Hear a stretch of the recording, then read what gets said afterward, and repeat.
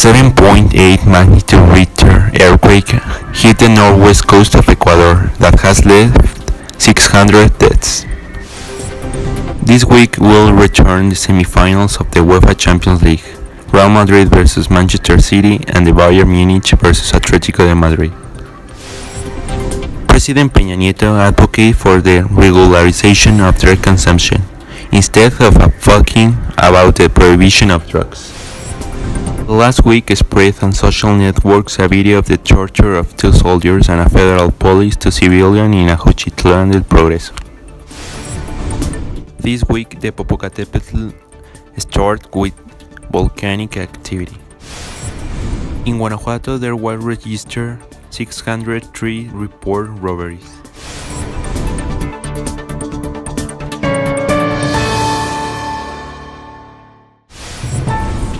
Good morning, my name is Carlos Adrián Resultado. Welcome to the A News, and today we will be talking about very interesting news about social and international interests. Here I am myself, as always, Ajax Sanchez. Yes, hello Carlos and to all of our viewers. Today we are presenting pieces of news about the Ecuador's earthquake and the contamination in Mexico City. Are you with Carlos? You are correct, Ajax. Let us begin with the earthquake that happened in Ecuador, a 7.8 magnitude Richter, which hit the northwest coast of Ecuador, Manta, has left several havoc. Ecuadorian authorities say the death toll from the weekend earthquake has risen to 600. The agency also reported that 155 people remain missing and 1,015 injured.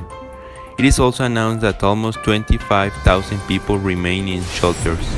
Having occurred an earthquake in Ecuador, Mexico could be affected by receiving refugees.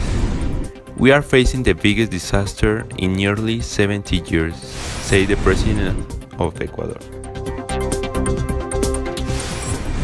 Now, an ongoing problem in Mexico is the drug traffic. In April 19 of 2016, the Mexican President Enrique Peña Nieto advocated for the regularization of drug consumption, instead of advocating about the prohibition of drugs that is something that nobody expected from him. Had you? No sooner had the President Peña Nieto traveled to the ONU to talk about changing the drug prohibition for the drug prevention and regularization. Arriving to the ONU, Peña advocated in favor of the legalization of marijuana in medical uses. We have to assure a better access to the controlled drugs, the President of Mexico said. I wonder what the real reason is for all this. Realizing the situation in Mexico, Peña believes that the prohibition system that has been used in the past is not working for Mexico. Now here we go to one of the most surprising news in the last weeks. The last week spread on social networks a video of the torture of two soldiers and a federal police to civilians in Ajuchitlan del Progreso, in the southern state of Guerrero, who pointing with a gun and asphyxiated with a plastic bag in the head. The Attorney General Office (PGR) of Mexico obtained from a judge 5 arrest warrants against 3 members of the police officer and 2 from the army for his alleged responsibility in the crime of torture.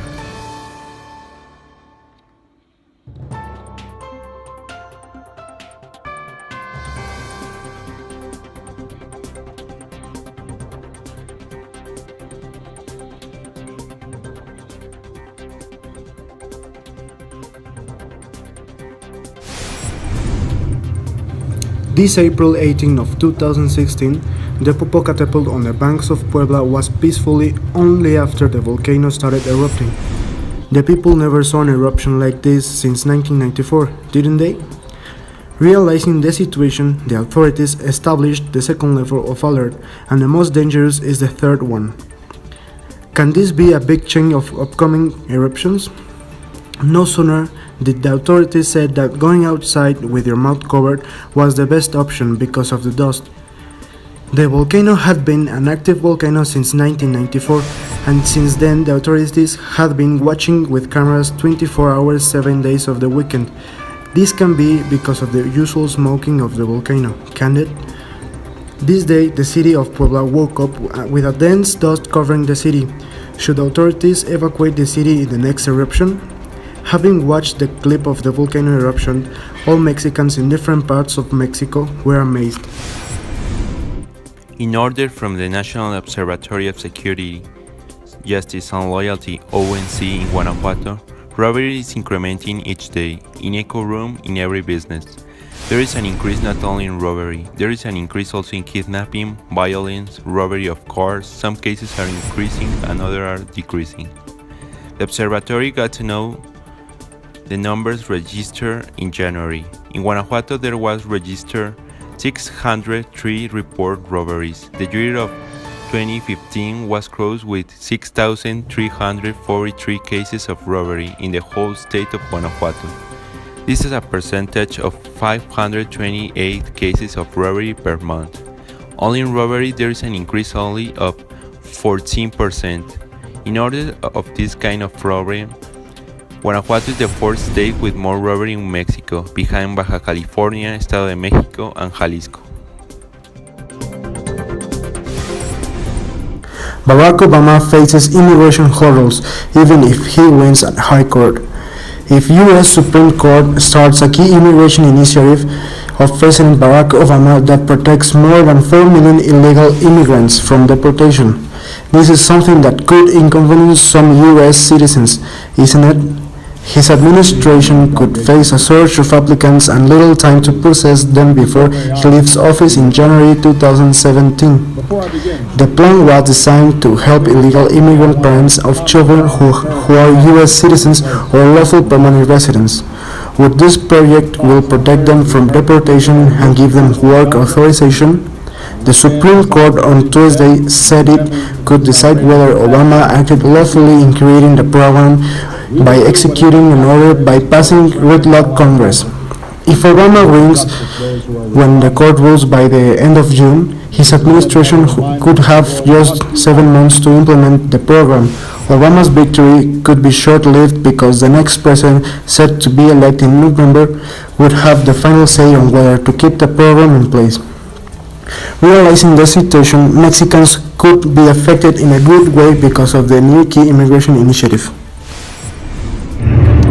This week will return the semifinals of the UEFA Champions League. Four giants will be clashing as the Real Madrid, Manchester City, and Bayern Munich versus Atletico de Madrid. Ajax, have you any idea of what was the last time that Bayern Munich faces Atletico de Madrid? It was in 1974, in the UEFA Cup, where Bayern Munich won 4-0. Also, Cristiano Ronaldo returns to Manchester, but this time he will play with the die-hard rival, Manchester City.